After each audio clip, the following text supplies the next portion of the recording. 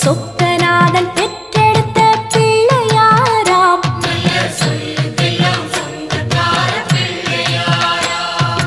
கைலாய மலைய விட்டு தெற்கே வந்தாராம். இந்த பிள்ளையார் பட்டி கண்டு இருந்து விட்டாராம்.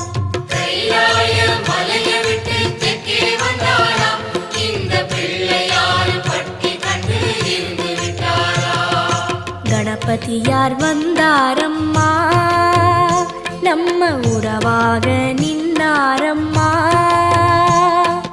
கணபதியார் வந்தாரம்மா, நம்ம உறவாக நின்னாரம்மா.